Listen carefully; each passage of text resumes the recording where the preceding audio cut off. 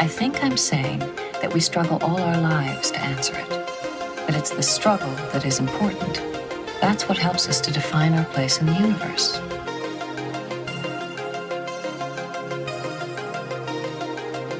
This is Beverly, Dr. Beverly, Dr. Beverly Crusher.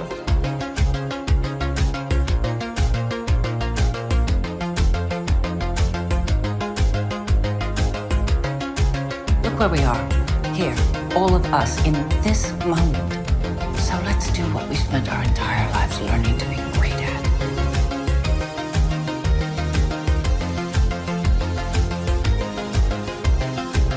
And this is Crusher Convo. And welcome to Crusher Convo, where we're crushing the conversation one episode at a time. I am here with a Star Trek legend, Oscar-winning visual effects artist, designer, sculptor, illustrator, and makeup artist, the amazing Doug Drexler. Hi, Doug.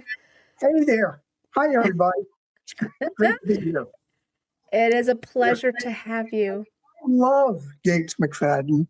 To me, she was the most elegant woman that I saw on the Enterprise. She had an elegance about her, that was unique to her. And I was really disappointed when, what was it? She replaced in second season? Correct. I was disappointed. I liked her, and I didn't know what was going on. And they brought in Diane Muldaur. Who we were all kind of excited at first because she was in the original series, and they made a big mistake there. But they tried to recreate the Spock-McCoy dynamic, which means McCoy needles Spock, and Spock comes back and handily takes care of him. And they really like each other. But the thing is that we know Spock can take care of himself. Data's an innocent. He's like a little baby in some ways. And if you're kicking the little baby, it just doesn't work, So agree. That's why that failed. I was so glad to have her come back. And look at Picard season 3, how amazing she was in that. Wow, she finally got to kick some ass. Finally, right? We were so excited. Her intro to season 3, the fans were just so stoked to see that. Plus, I knew that, she had choreographed for the Muppets and I was really lucky because I worked for 3 years on stage on Next Generation as a makeup artist. So I lived with the actors, and that no one's closer to the actors than the makeup artists. I mean, you see them before the sun comes up and well after midnight, and everyone's, you're all going through something together. It's not easy to make a TV show. It's sometimes the hours are, especially if you're a makeup artist, you're there waiting for everybody, and you're there way after everybody, and you turn off the lights, basically. I'm for sure Michael Dorn was very close to the makeup artist for a long time. Well, Jerry Quist did Dorn's makeup almost the whole time. And Jerry, we had a lot of fun, I was there during a really great time. Gene Roddenberry was still alive when I got there. And I'll never forget, I was on stage. It was very early in my being there. And the second AD comes up and says, "Are you Doug Drexler?" And I'm like, "Yeah." And she says, "Mr. Roddenberry would like to speak to you." And I was like, it's like either principal office or, yeah. And I follow her onto the Enterprise D bridge. And Gene is sitting at the back of the bridge in a tall director's chair.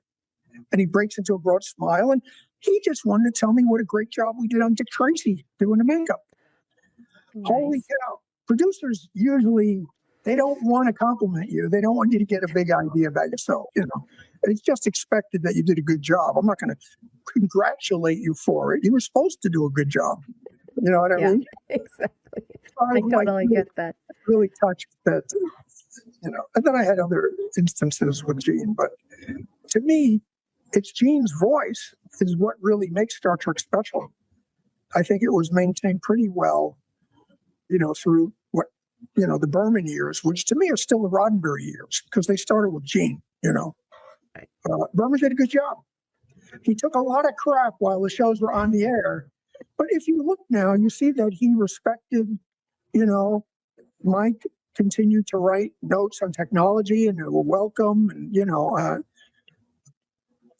it was a unique time in Star Trek because everybody who worked on the show was on the Paramount backlot, pretty much. 95% of us were within walking distance of each other. So I could drop into wardrobe or go to the writer's building, or the writers will stop in, and, it was just a fun environment, and now everything's kind of spread out. The seasons are so short that, and it may be years before they come back, if they come back at all. So it's like we were working at a time where we were doing like 26 episodes a year. 26 a year. And we only waited 3 months for the next season. Yeah. I remember those long summers. Those are great. I'm sorry, we probably will never see that again. But and the characters can really develop powerfully, Gee, I mean, a lot of the shows don't even. TNG didn't really hit its stride till season 3. Season 3, the show just went. Yeah. And so we finished up on Dick Tracy, and I literally begged Mike Westmore to let me come and work on the show for him, doing makeup. And he was like, "But you're doing features, and we got nominated for an Oscar, And I'm like, "No, Mike, you don't understand. This is where I need to be. This has always been what it's about, right here. I need to be here." And so he just laughed. And I worked on the show for 3 years doing makeup, but then I got to know Michael Kuden, and we hit it off. If we were in school, we would have been friends in school. Right. It just was a great, immediately, including Denise Vicker. They're both like two of my best friends in the whole universe. But once I got to know Mike,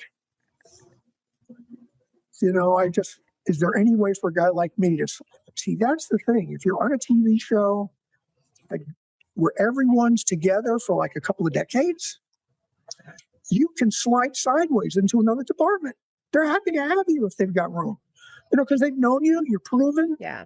They've seen you did a good job over here. They're kind of flattered that you want to come over and work with them. And so I really took advantage of that.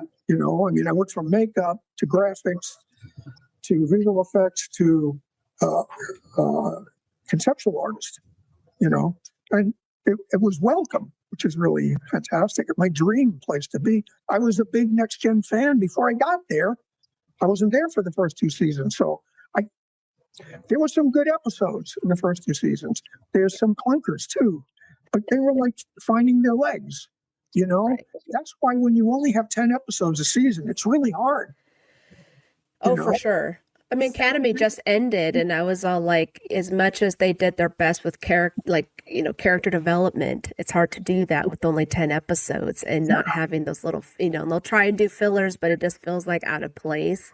Yeah. Luckily, the episodes were a little bit longer than normal, but still, it was like, there was still things missing. Like some characters were missing at the end of the season that I was like disappointed about, but they do the best that they could with what they have. The only show that I've seen that had like 10 to 13 episodes and seemed to not suffer from it was Battlestar Galactica, the Ron Moore Battlestar.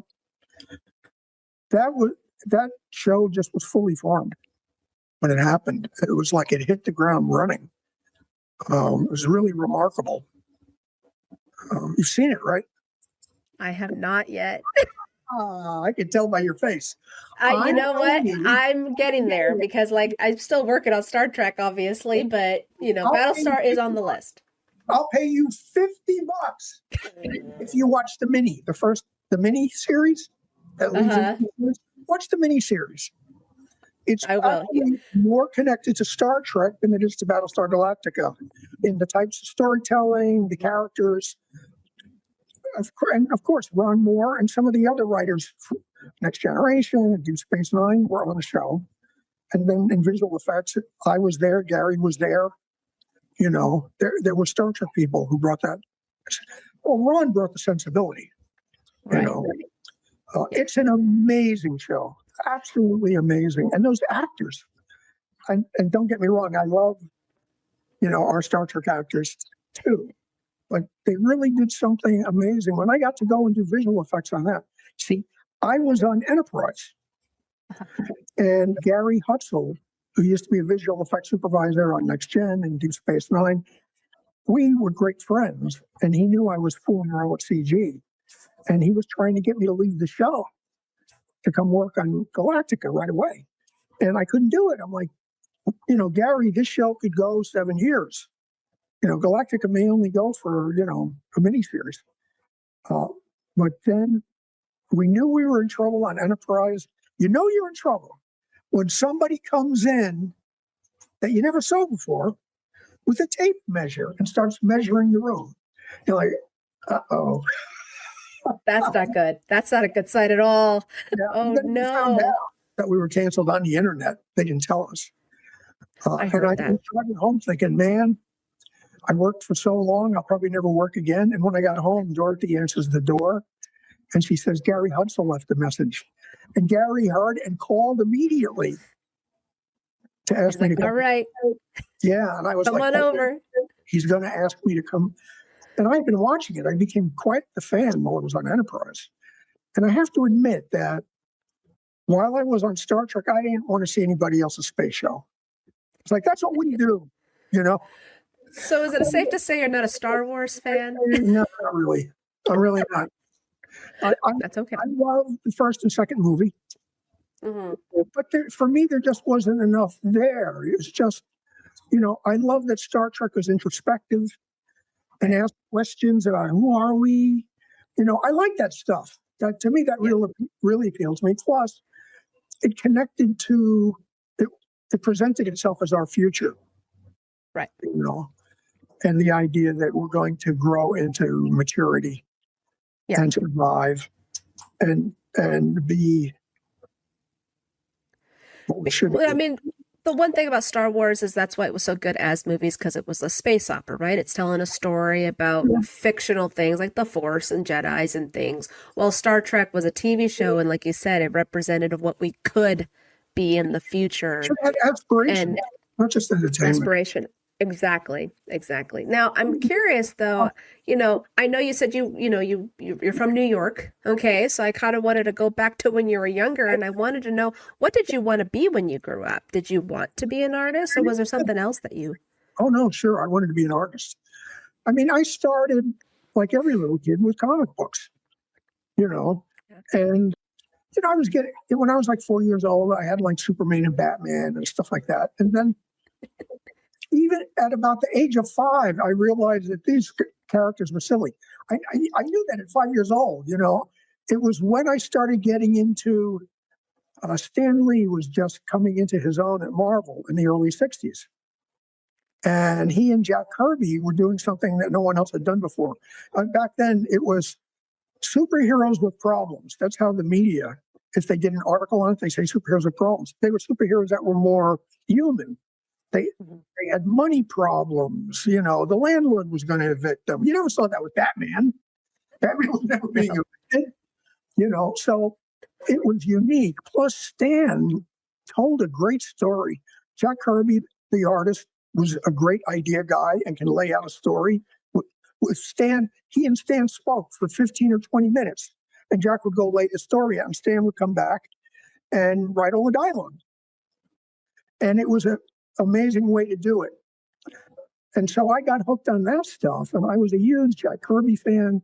Steve Ditko, Don Heck turned out to live in my neighborhood. I used to go to his house, and he would give me drawing lessons. Wow. That's where I wanted to. I'm glad it didn't work out, because being a comic book artist, there's no way to make a living unless you're somehow lucky to just hit it. And some people do, but it's probably about as likely as when you go to Las Vegas and pull that handle on the slot machine, But if you're crazy enough, you want to try it no matter what, Yeah, for sure. Now, digging into your work, and I was looking at all the stuff that you've done, and I had noticed that you had done Dick Tracy, and you had won the Academy Award for that. And I loved Dick Tracy as a kid, so I was super excited about this. But tell me about your time working on the project. Any fun stories? Anything that and also winning an Oscar? That's a huge honor. Dick Tracy changed my life. We were not the top tier makeup artists. We weren't even in Hollywood. We were in Brooklyn. We were part of the Dick Smith group of makeup artists. Now, Dick Smith I think still is like one of the greatest character makeup artists of all time. He did Linda Blair and The Exorcist, and Little Big Man with Dustin Hoffman, 120-year-old Jack Crabb, and Hal Holbrook as Mark Twain. Amazing makeups. When I got interested in makeup, I realized that he was, and I ended up working with him. It turned out he was in New York. That's how I ended up getting into the business. Dick had been feeding us jobs, and we were doing pretty well. Me and my partner, John Caglione, was a guy I met through Dick Smith, who worked makeup on like Saturday Night Live when it was the original Not Ready for Primetime players like John Belushi and Dan Aykroyd and stuff like that. We were doing fine, but like I said, we weren't top. We weren't Rick Baker. We weren't Greg Canham. We weren't Rob Bottin. We weren't Stan Winston.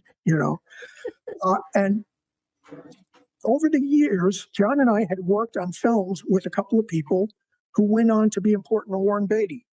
John Landau, who was a producer on FX and Manhunter and a bunch of little crime films that we had done. And we had a similar sense of humor, so we enjoyed seeing each other. And then John was a lead makeup guy on Cotton Club. I had done some lab work on the show, but I never worked on stage on that. It was all lab work. But John got to know Dick Silbert, who was a production designer, and Milena Canonero, who was the costume designer. So there were these people who we had gotten to know over the years, ended up with Warren. And Warren talked to a bunch of makeup artists. I'm sure he talked to Rick Baker. I'm sure he talked to Rob Bottin, all those guys who were used to like getting $1 million just for themselves right off the top. And I'm sure that, I think on a Warren Beatty picture, he is the number one diva, not you. You know what I mean? I think that I think John Landau recommended he talk to us. And we were out in Los Angeles and we went up to his house on Mulholland Drive. And he interviewed us wearing nothing but a towel, dripping wet from out of the shower. Yeah. Came down the stairs, water running off of him. It was this thing Beatty would do to kind of throw you off to see how you reacted, Yeah. Yeah, I mean, like when we did get the job, which was impossible, there was no way we should have gotten that job. We were living up in the hills too, and he would call us at like 2 a.m. and say, "What are you doing? Can you come over?" And one night we went over. It was about 2 a.m, and it is a movie star estate, like E and The Incredibles. Remember her house, Mr. Incredible, just like that. Yeah. And he says, "Come on in, go in the kitchen, make yourself at home." And we go in, and there's a girl sitting there in the shadows. It's Madonna. He just wanted to like throw us a curve. He had nothing to talk to us about. Nothing to talk to us about. He says, "I'm just going to have these guys come over and, throw them in a room with Madonna." But I would have fainted, but we weren't supposed to have gotten that job. Even Dick Smith was amazed when we got it. Warren liked us because we weren't full of ourselves, that's for sure. We weren't taking $1 million off the top just for us, and that I'm sure we came across as extremely hungry, and we came with recommendations from Dick Silbert, Milena Canonero, John Landau, and we got the job. nice. And it was mind-boggling that we got the job. And Dick Smith said, "Well, you may have gotten the job and you may do the lab work, but you'll never lift a brush on stage." And the reason being is that there's an East Coast makeup union and a West Coast makeup union. And West Coast doesn't necessarily want people coming from the East Coast and doing jobs. They've got people out here already who need to work. Dick said the head of the union, his name was Howard Smith, who was known to be a real tough cookie. As a matter of fact, one night coming out of a union meeting, a makeup artist shot him. And he didn't die. The bullet died. Wow. No, he survived. And Dick said, Howard Smith, because when Dick came out to do some stunt masks for Man Mad World, or was it a funny thing happened away the phone? I can't remember. They made him take his makeup test. That's what it's like. He says, they'll never let you. Well, the thing was that the movie hadn't decided whether it's a union shoot or not yet. Warren was going, union or non-union? Union or non-union? Mm-hmm. And he used this as a bargaining chip, basically. And he told IATSE that we think we want to do it union, but I need these 2 guys. And the next day, Howard Smith drove out to our lab and handed us our applications like this. Amazing. absolutely amazing. So it was really incredible. Yes, it changed my whole life. It was the peak of my makeup career. I mean, I went to Next Generation, which was awesome to be on stage and be standing next to Spock, Picard, and Data on, the Romulan homeworld. Really? I mean, I spent a lot of time with all, and they were, I have to say, the funnest cast of all of them that I'd ever worked with. They were so freaking funny. And the later it got, the sillier they got. But when the director called action, they were right on the money. Yeah. And that's why they were allowed to play around, because they got the work done. Yeah. Yeah. They got to have fun, but still got the work done for sure. Now, going into Trek, as we've been talking, you are part of a lot of many legendary creators like the Okudas and Dan Curry and Rick Stanbach and Herman Zimmerman and so many more. It is such a huge collaboration when creating this world. So how did you get from the words on a page, an additional idea, to what we see on screen? Well, I mean, the way it works, and of course we get a script. And if I'm in the graphics department, I'll talk it over with Mike. If I'm doing conceptual, I'll talk it over with Herman, and then I'll talk it over with Mike. And then Herman or whoever is in charge will go to a production meeting where they go through the script a page at a time. And everyone throws out their ideas of what we could do here. And it'll get batted around whether or not it's something that can be afforded, which is very important. Yeah. Once they get that out of the way, Herman will come back and we'll start doing, you never do one idea. If you go over with one idea, you're in trouble, because to them, you're like, oh, this is so precious. You think this is all you needed to do? So you always go over with like 4, 5, 6 ideas. Right. But you have to give them something to hate. If they could pick out something and go, I hate that. Well, this one's not too bad. If you just have one, it's like, I hate it. Yeah, exactly. So that would be this negotiation where they would look at, Herman would be there looking over his shoulder and go, I say do this and make this, so change this, stretch this way, and then he would take samples over to show Rick, Brandon Braga, Ron Moore, whatever. And then he would come back with notes. And you may have to start from scratch. They may not like any of them. And if they don't like any of them, you have another meeting and you throw out some more ideas and see how they land with Herman or Mike. And then you do some more conceptual sketches of it. You try to get them as finished as you can. You're taking a big chance if you send anything only half finished, because producers can't see the rest of the way. Right. It's like if I brought a director a rubber head of an actor and it hasn't been painted yet, it's gray. They literally will say it's going to be flesh color, right? And you're like, yeah. They're like, yeah, of course. So it's kind of, oh yeah, I have a face right over here. This was one of David Bowie's makeups on The Hunger. Oh, wow. Ages to like 130 years old. Yeah. And it was Dick Smith did it. It was my first job with Dick Smith. Wow, that's incredible. So it's like, then you have to send over as an illustration as close as you could, the best you could do in the time anyway. You have to be fast.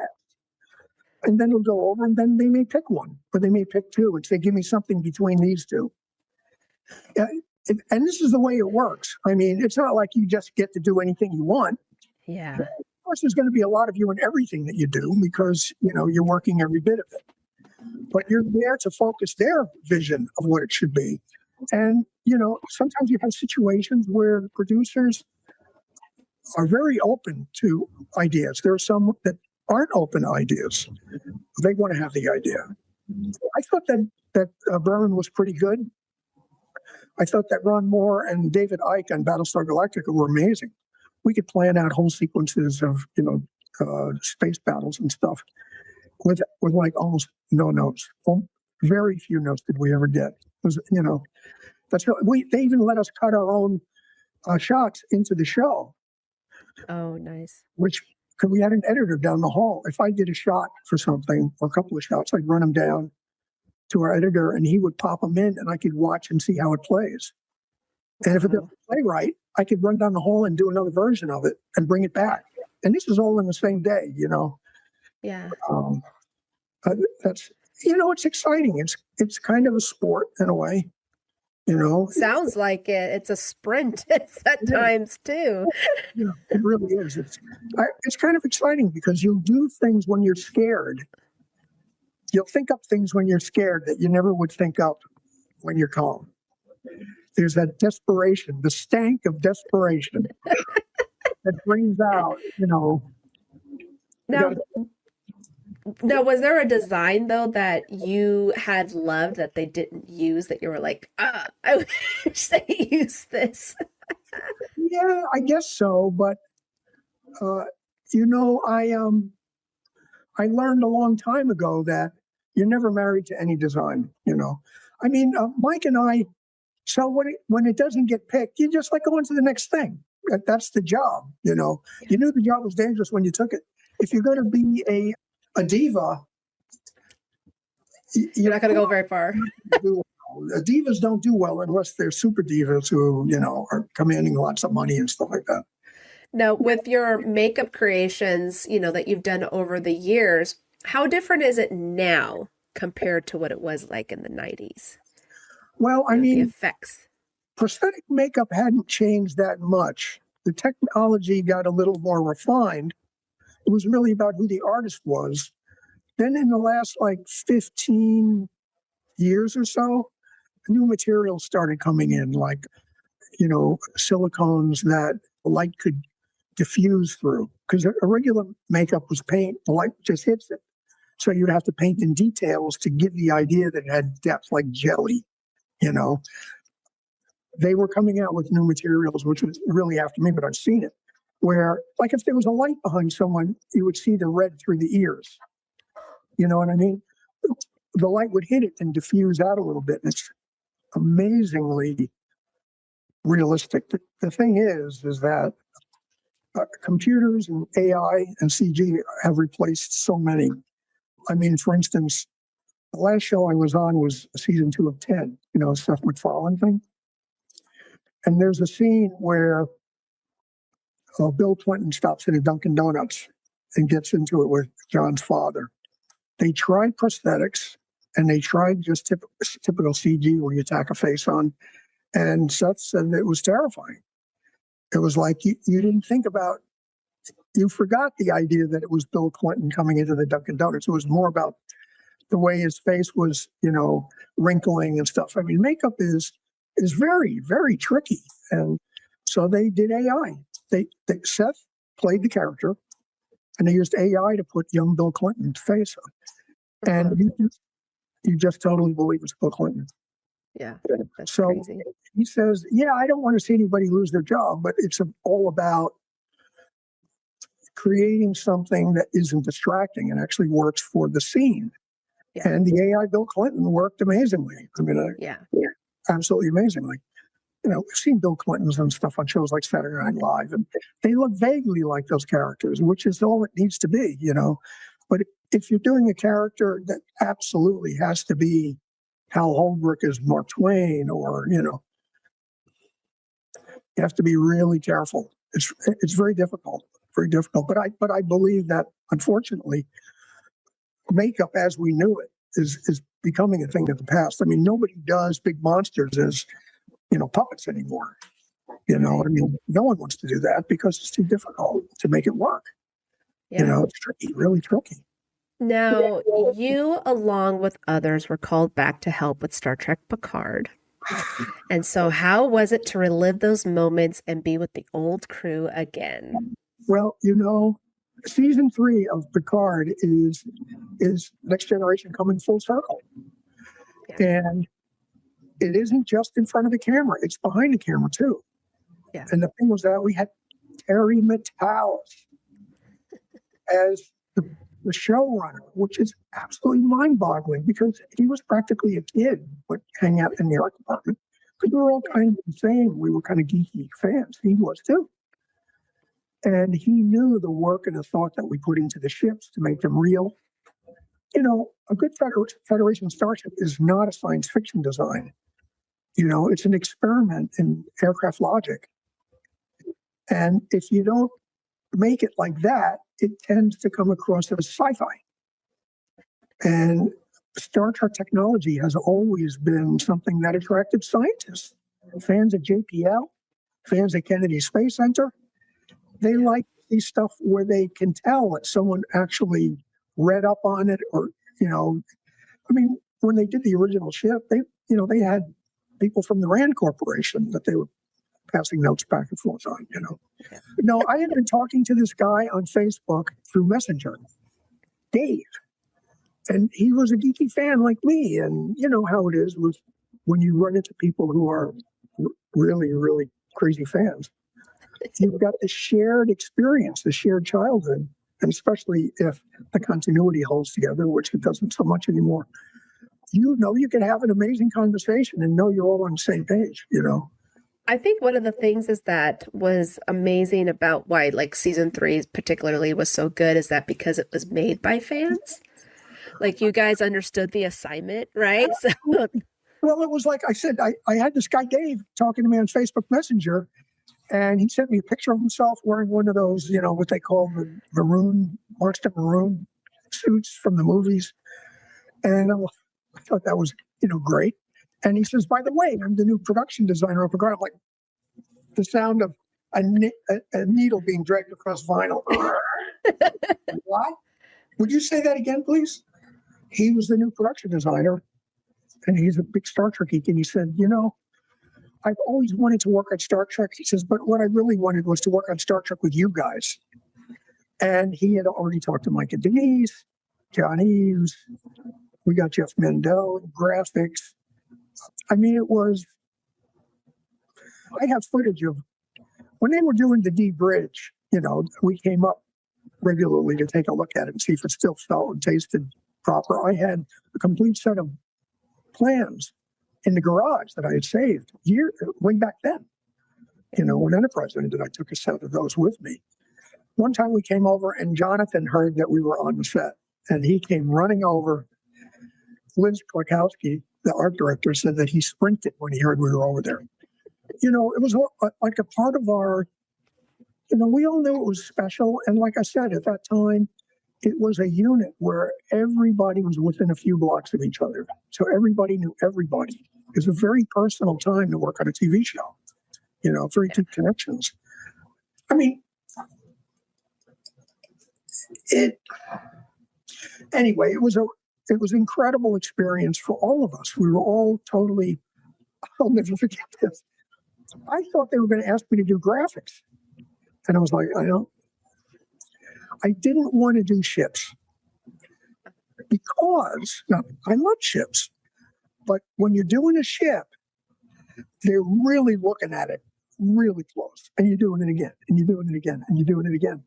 And that gets to be tiring after a while. It's exhausting. And the graphics, yes, they might have notes, but 9 times out of 10, they're really happy with whatever we did, you know, with LCARs and Cardassian interfaces and stuff. Never had any issues. So when Dave told me he wanted me to work with John Eves on ships, I almost had a heart attack. And the funny thing, and it's not funny actually, but this all happened around the time of COVID. Yes. So I had been on the Orville working on season 2 of the Orville, season 3 of the Orville, I guess. And when COVID hit, the show shut down. But its model was a lot like Star Trek, where everyone was on the 20th Century Fox lot. So they decided it was safer to shut everything down. And then when Dave called me, I'm like, well, what about COVID? He says, most of us are working remotely anyway, so it doesn't matter. So I stayed home. You know, I worked through the computer. We have meetings through the computer. It was really different. It was interesting, you know, in its own way to work like that. But anyway, when he told me he wanted me to do ships, I literally had a heart attack. Now, here's the thing. we had like a month or so off already because of COVID from Orville before Dave asked me to come on. And in that time, I said, you know what? I want to learn to really model in the computer. I was okay, but I wanted to be able to model a car. A Starship is nothing compared to a car. When I decided to buckle down, I went out and I got, a model of a Lamborghini. I said, I'm going to learn to model this because I knew that if I could model this, a Starship was not going to be a problem. And at the time where I was getting really good and I was actually doing models of cars, that's when Dave called me and I had a panic attack the first morning. And I remember I was freaking out and Dorothy comes in and I'm like, she saved my life, I'm like, how am I can't. And she was like, look, you're Doug Drexler. I beeped it for you already. And that just was like a smack in the face. I was like, oh, you're right. I am Doug Drexler. And it turned out great. We had so much fun. And the thing that was really amazing about it was that Dave and Terry seemed more important to them that I was happy. Yeah, but what do you think? We want to know what you think. That was like a whole new experience, Tables have turned. Yeah, it was really wonderful. It's wonderful, wonderful. And we had done in the second season, we introduced the Stargazer, the new Stargazer. And I'll never forget, maybe it was Trek Core. It could have been Trek Core. The next day had an article saying that for the first time since the old era, there was this shot. It opens with a shot looking down on the ship as it's passing underneath and slowly turning. And fans went crazy because they were able to look at it. They saw that, oh my God, it's got transporter emitters. It's got phaser strings. It's got airlocks where they ought to be. It's got, reaction control thrusters.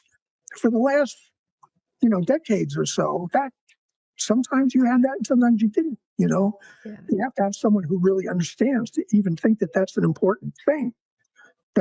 Well, to the fans, they are. Well, I mean, look, So- if you were doing Masters of the Air with Tom Hanks, right, with the B-17 bombers, and you did like your idea of a B-17, people would laugh, Yeah. And that's the way fans are about their starships. So I knew, and I just looked at that article and I said, just as if we planned it, is exactly what we did. The Bureau of Starfleet Technology doesn't exist anymore. There was me, there was Michael Kuda, for a long time, Rick Sternbach was there too, who really knew the tech and made sure everything you expected to be there because it's a B-17 in reality, Of course, it really was because Matt Jeffries was a flight engineer on a B-17 during World War II over Africa, so the sensibilities, the aircraft logic is all over the place, For sure. Yeah. Now, you just had recently a Kickstarter to start your documentary, and which I happily donated because I'm a sucker for documentaries. And you've made your goal. So what inspired you to do this and tell your story? Well, Jason Smith is going to be doing it. And, when he first suggested it to me, I'm like, are you sure? Who wants to watch this? But, when I gave him my memoir, which I am finishing up, and he's a really talented guy, and, maybe he'll make me interesting. I don't know. There's some funny stories, I have to say. There are some, and it goes all the way back. It covers Dick Tracy and stuff like that. And we had some adventures. And that's why I'm such a sucker for those, because I love those behind the scenes stories, because what you guys do behind the scenes is what creates our love for these shows. Like, as much as the actors are center stage, we love the characters and they do what's written on the page. They would not be able to do their job without the ship or without the Lacars or all of it is one full. It's one full If you circle. believe in the ship, you're not going to believe in anything. Yeah. Although I have to say that I have seen some shows that are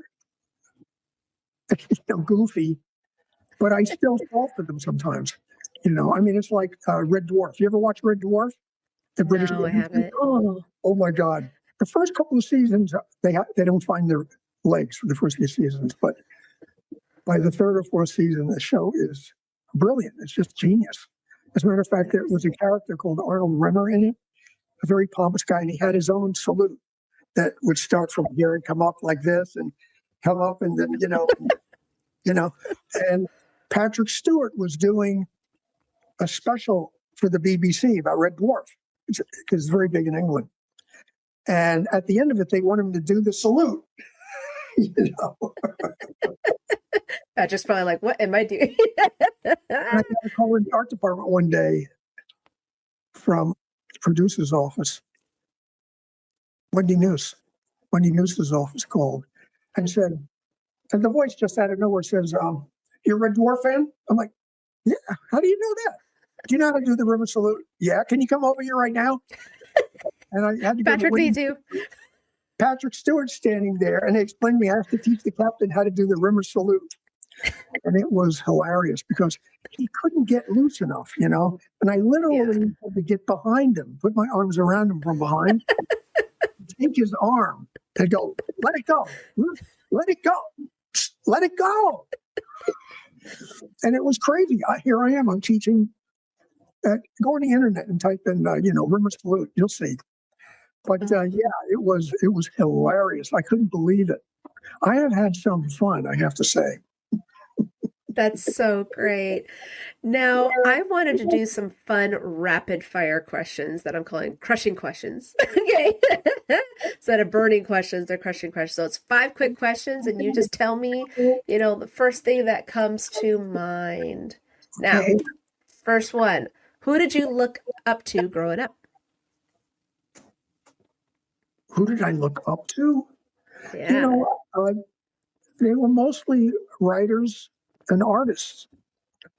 I read a lot of science fiction, Heinlein, Asimov, Theodore Sturgeon, Edgar Rice Burroughs, Harlan Ellison, Ray Bradbury, Rod Serling. I read a lot when I was a kid. Yeah. I had a head start because my mother taught me to read using a tape recorder. Nice. Yeah. That's cool. I had a head start there. And I read all that, H.G. Wells, just tons of that, not to mention Stan Lee, Of course. Question number 2, what music can you listen to all day? Frank Sinatra. Oh, brilliant. What is your favorite animal and why? Here he is. Oh, how old? He's 43. Ah, beautiful. All the time. Hello. He runs my life. Brad. We've been through it all. Here. Get in there, Beaky. Hello. Can you say hello? Hi. He doesn't do much talking, thank God. There it is. Not like I have a choice anymore. If I knew. Well, tell us one fun fact about yourself. Star Trek made me. Now, if you could tell your 18-year-old self one thing, what would it be? You're going to be a complete failure. I would never tell myself that everything worked out. Because I'd stop working hard. Tell them they're going to be a failure. They'll work twice as hard. That's true. That's true. And you learn from your failures. Without failure, you wouldn't get anywhere. Correct. Yeah, for sure. Make failure your routine. Right? Are you a failure too, buddy?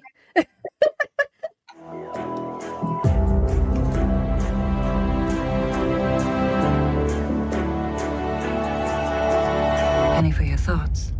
The first question is from Abby. Do you have any great behind-the-scenes stories from your time on Enterprise, particularly about your beloved wife, Dorothy, who did all the amazing food? Thank you for mentioning Dorothy. 32 years of perfection. Never an argument, ever. Not once, not ever. She came to work for Tracy. And I almost threw that away because when we came out here, we had gotten her name from someone to come work and help run the lab. And We had her come down. We were at the Beverly Garland Hotel, and we invited her to come down. And I said, John, she's going to come down to the hotel. Do you want to meet her in the restaurant? And he goes, He says, we're in L.A. He says, tell her to meet us by the pool.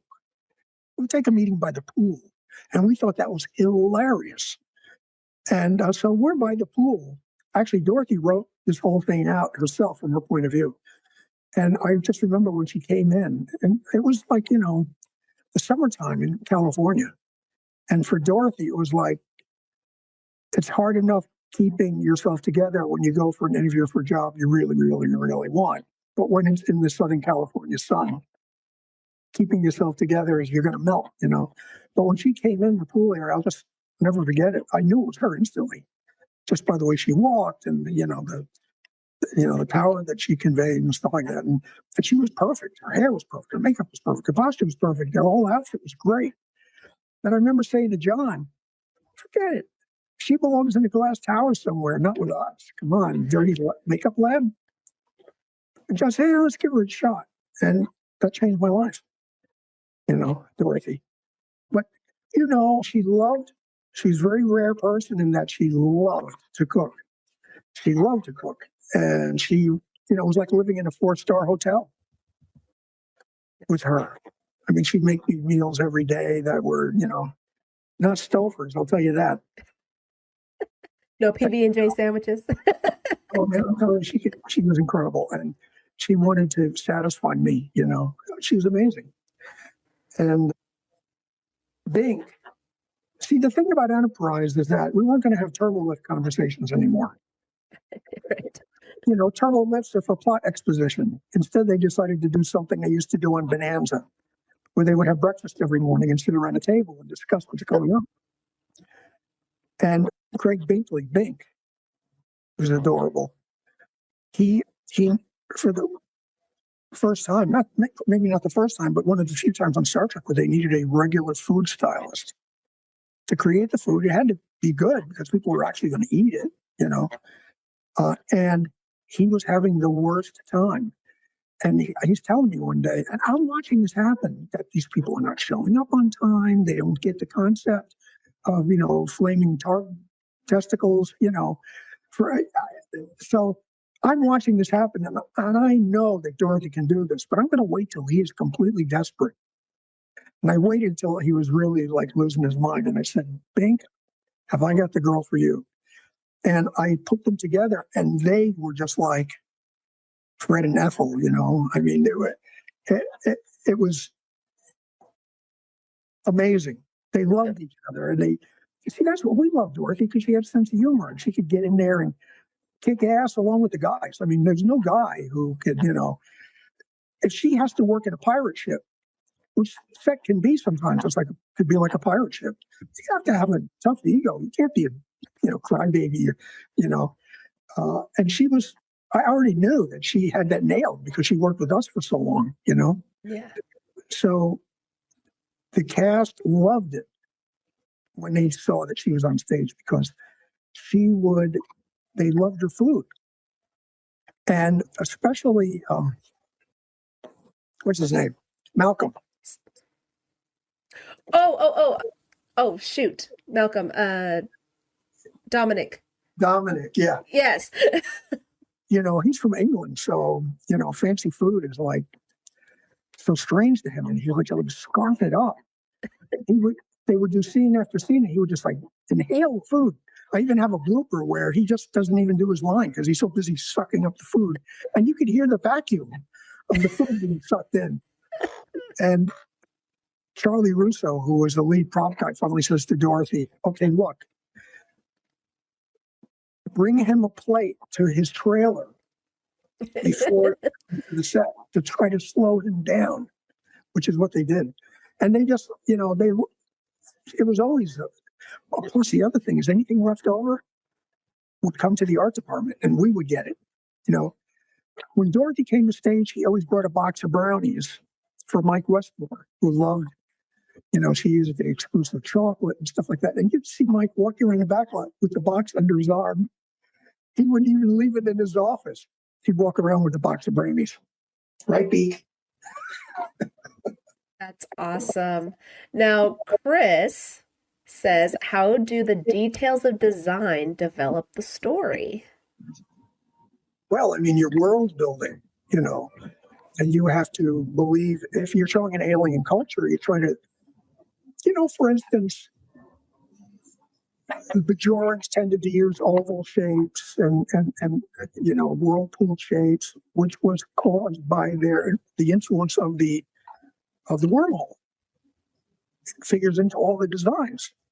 If you look at Deep Space Nine, the interfaces as opposed to LCARs are sharp and pointy and dangerous looking. It's like having a bunch of batleths that you're using for controls. That says something about them. I always had an idea in mind that they were sharp and scary, and some of the shapes even look like a roadkill of a horseshoe crab on the highway, next to the beach. You're by using certain shapes and things that people are familiar with, but you alter them in such a way that they don't see them anymore, but they're still getting the same psychological feeling by looking at them, a feeling of dread. The LCAR's graphics give a feeling that these people know what they're doing and they're organized. You believe in the ship behind them because the stuff Mike was doing. When I got to work as a makeup artist on the Enterprise D for 3 years, I explored those sets and looked at every square inch and behind panels. And I knew that this Okuda guy was cool, but it wasn't until I was there and can look at all these consoles and panels up close and see, well, this guy is not doing science fiction. This isn't science fiction. He's like this to him. This is a study and a kind of interface for a mythical spaceship. That was based in reality because he always knew that. Well, for Gene, it was important that people believe in the ship from the original series. Even when they only had the ability to do sets and things that look theatrical, you still bought it because you went along with it because you could tell that whoever was behind it understood the way things are, doesn't have a lot of money, but still can put something together that makes you go, oh, yeah, okay. I mean, look at that freaking bridge. Still looks good as far as I'm concerned. Doesn't have any holograms or anything, but it's an awesome design. If you want to go back here, go back. Come on. It's like I'm done. Oh. But it's totally fine because you know what, Doug? That is the end of our conversation. Thank you so much for joining me. Please let the listeners know if there's anything you would like to plug or where they could find you. I do have a Facebook page, but that's about it, really. I used to have a blog, but just Facebook. That's all. And then there's going to be the documentary. Hopefully, it's not going to be embarrassing. No, of course it's not. Jason is really, really good, and he's done behind the scenes stuff for many shows for the CW and Warner Brothers and stuff like that. He's a pro. I look at it and I'm like, well, I got to admit, the memoir has some funny stories in it. Hopefully he can make the documentary. I told him it should be as much of a romp as possible. Right. Yeah. I'm excited. I'm super excited. I'm sure his name's Beak? Is that what Beaky Boy. Beaky Boy. I'm sure Beak is excited. Love it. But again, it's such an honor to be speaking with you today and meeting Beak and you telling your stories. I was super excited about this. And so thank you for a new fan. This is such an honor. Thank you for having me. And thanks, everybody. Star Trek is an amazing community. It is. People who are a part of it have no idea what an amazing community it is. It's not just goofy fans in costumes. I've learned so much. I feel like it's changed me into being a better person since I got into it. And I actually did suffer kind of a violent, tragic event a year after I got into Star Trek. And I feel like just being a part of it kind of helped me through that healing process and stuff. So it's definitely changed me a lot. When Dorothy passed, and that was really hard. But there were lines from Star Trek that got me through. You know, there's this bit in The Cage, it was written by Roddenberry, where Pike, they changed course to see if there's any survivors on Talos, and he goes back to his quarters, plops down on a couch, and Dr. Boyce comes in. Yeah, Dr. Boyce, will you come to my quarters, please? Yeah, Boyce comes in, and he's like, what are you, and he's mixing something. What are you putting in there? Ice? It's like, who wants a warm martini? There's a whole sequence there where McCoy, Pike is talking about getting out, you know, and he can't deal with it anymore, just like who lives, who dies, you know. And the doctor says, a man either meets life head on and licks it, or he begins to wither away and die. And that line, man, really was with me all the way through dealing with Dorothy, you know. My favorite episode of the original series is Metamorphosis, which used to be city, just like everybody else. But as I got old, watching Metamorphosis and seeing Cochrane, I'm going to get choked up, seeing Cochrane fall in love with the companion when he found it so disgusting at first. But there's a point where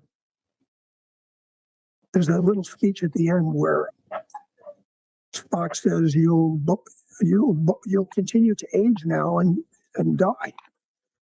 And Cochrane says, you know, Mr. Spock, I'm beginning to believe that's one of the pleasanter things about being human, as long as you do it together. It's like, Yeah, it's me, you know, really chokes me up. Amazing episode, really amazing. Yes. episode. for sure. I got into TOS and TNG and all that stuff. So, Too. huh? Kirk makes some unbelievable speeches while dealing with the companion. Nobody should make fun of him. He always knows what he's doing. The guy's amazing. 95 years old. I know. Amazing. Doesn't kill him. Anyway, okay, I'm gonna let you go. All right. No, thank you so much. Really appreciate it. And thank you guys. Live long and prosper, everyone. Crusher out.